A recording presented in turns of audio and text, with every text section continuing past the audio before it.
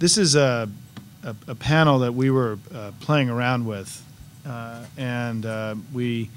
it's sort of an experiment. So indulge us a little bit and participate in our experiment. And the experiment is that if we all believe that when Bush leaves office, there's a chance to reframe, rethink, reorient large arguments that have been made by our government about the challenges that we face, there's probably no area that needs greater rethinking or reorientation than the way that we look at America's role in the world, our foreign policy, our security policy. And what we wanted to do today was start to think about what a progressive foreign policy approach would be, not starting from where we are, but from where we want to be at this moment in time, this important moment in time.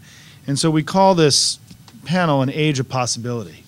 And what we want to experiment with is that there's so many ways to look at foreign policy, America's role in the world, security policy, and we wanted to start from a place that wasn't fear-based, using security language, and that is about threats, but about opportunities and the idea that we're at a moment of great possibility in the world, and that America's role in that age of possibility is exciting, and that we really are facing, within a potential Obama presidency, a moment where we can imagine a global alliance for progress in a way that we haven't seen in a very long time. And so that's the premise of this discussion. And so I want to thank you for being here.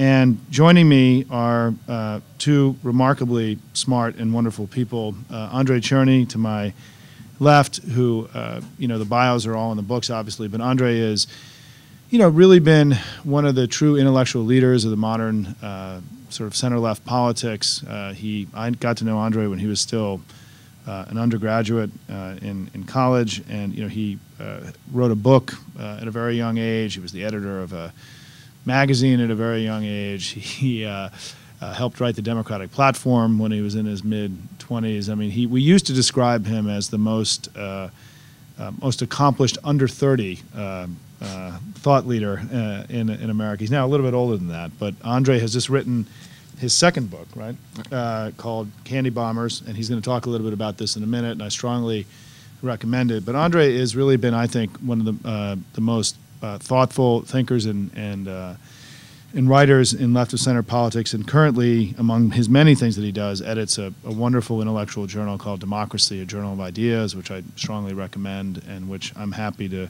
be a supporter of. Also joining us today will be Michael Moynihan, who is the director of the Green Project at NDN, the organization that I work for. Michael has also had many years, also a published author, had many years of service in the government. He's currently just finishing up a PhD at Princeton. He's been teaching at NYU and has joined NDN within the last year to head up our new and wonderful and spirited Green Project. And he's going to be talking about how climate change and some of the things that Al Gore talked about this morning fits into this whole new emerging narrative. So let me just offer two thoughts, and I'll turn it off to our my two peers. What brought us to this discussion was there are two things that I've read recently that have been very inspiring to me and helping me understand the moment that we're in. First is Fareed Zakaria's new book called The Post-American World, which I strongly recommend. And he uses a term in the book where he talks about how we are in a moment that he describes as the rise of the rest, meaning that what's happening in the world today is that if America was the global hegemon, the dominant power in the world, that we're now seeing the rising up of the rest of the world, and that the gap between America and other nations is lessening, and that we are seeing a very different and more distributed, and frankly more equal, if you want to call it that way, arrangement of the nations of the world in a way that we haven't seen speak up a little bit, in a very long time. Let me speak a little closer. It's a big and powerful idea. It also, I think, speaks to the moment that we're in. And if any of you have been traveling at all, globally in recent years, it is remarkable how much you can go to, any city in virtually any emerging country and how much it feels like a Western city. And with, obviously there are differences, but with technology and media and modern skyscrapers and global brands, I mean, we really are, the world really is coming together as never before. And it's something that I think is a new and exciting opportunity, because it means that it's not just America and certain Western European nations that will be leading this alliance for progress.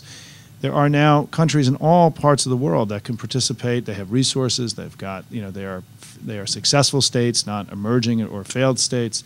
There are many more nations now who are capable of participating in solving the great challenges that are ahead of us. The second thing that I read just recently that has been inspirational to me is a big Brzezinski's book called The Second Chance, which I also strongly recommend, where he talks about, in very much the way that Zakaria does, he talks about the rise of the rest in a different way, though, not about nation states and organized governments, but about the awakening of the world's people. And that just like what Al Gore discussed this morning about how we're seeing in this country, right, this rise up of average everyday people to make their country a better place, and that's really what, to me, what the Netroots has been about at its best, has been this incredible ability now for everyday people to engage in the life of their country.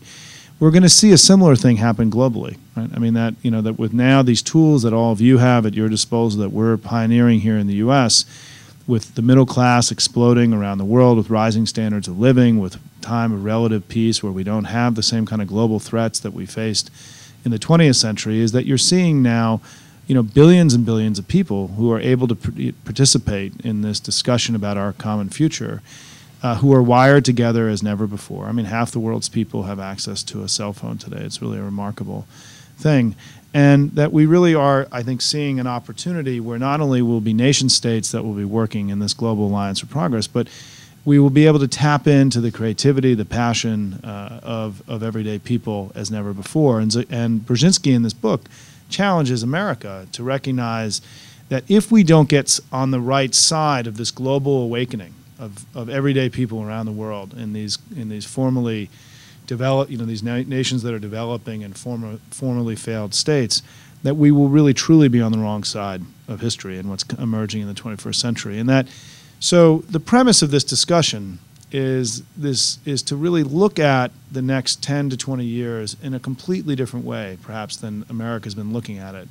We have great challenges, we have enormous threats, but we also have great opportunities and great. And this really is, to me and to those of us here, a great moment of possibility. So that's the setting for this. We're now going to hear from our two panelists, and then open up, obviously, have a conversation with all of you. Andre, welcome.